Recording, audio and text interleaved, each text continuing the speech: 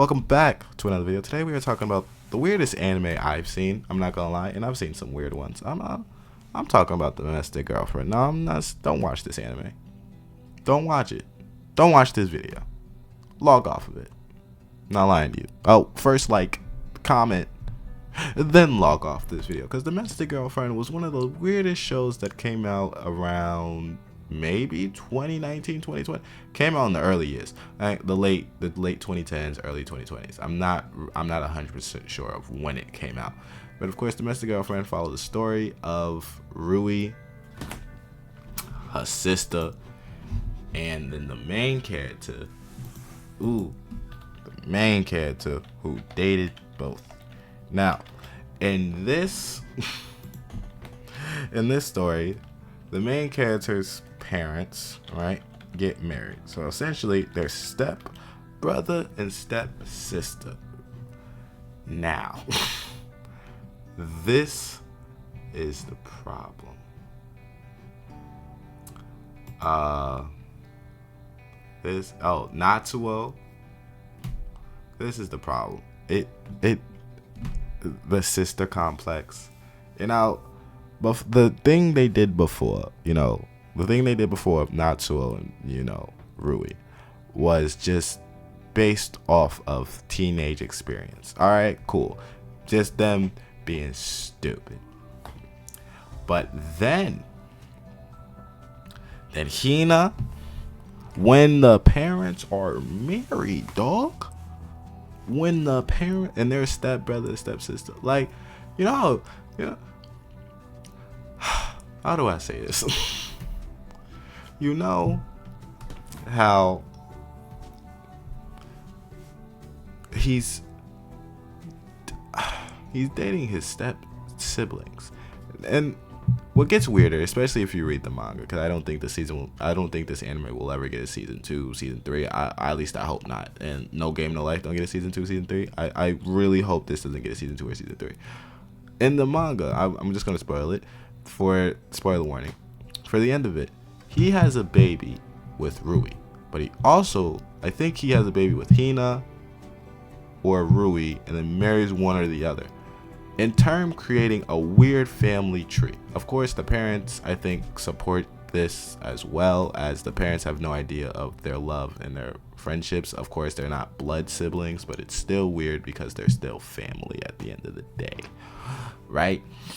But anyway, so I saw this video by NBA Ball Z. So basically, he has a daughter with one of his stepsisters. Now, his stepsister.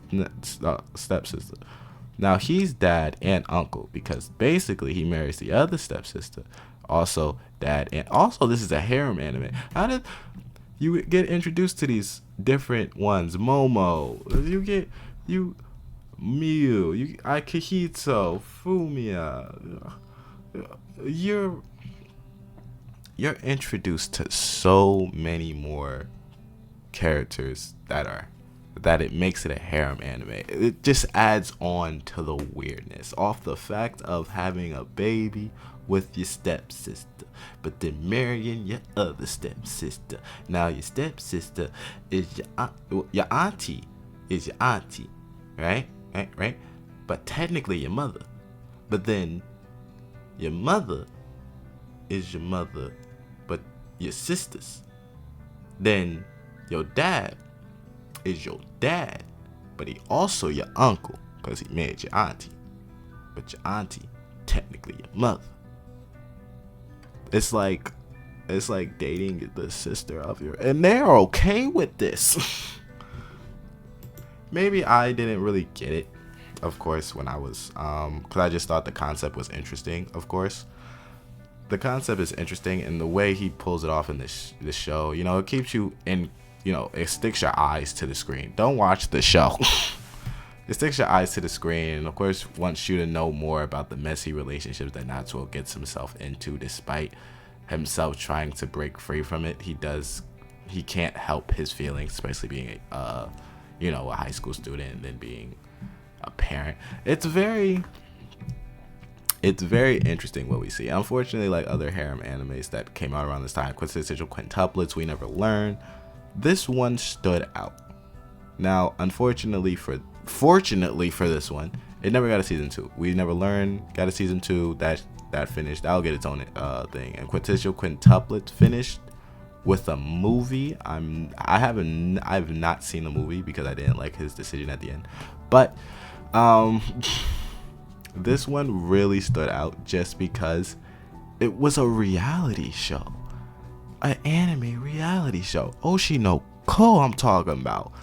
Like, it was just messy. And you'll love every bit of it, but I would always say don't watch this show. I mean, it confuses a lot, and now we have these terms, brain rot, or and you want to know a brain rot show, it's that one. It doesn't give you nothing, no satisfaction. It's just there for the drama. No comedic value, no laughing, no talking. It'd be like, he did what? You did with? I mean, it's a great friend if you want. It's a great show if you want to watch with your best friend and you want something to talk about. But he did what? He did this? What? Really?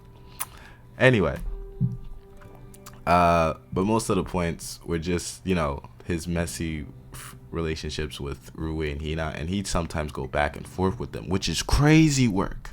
But he'd go back and forth with them and be like, do I love you? Do I love you not? And it's a very drama incensed romanced anime. With some romantic anime, they go by the comedic aspect.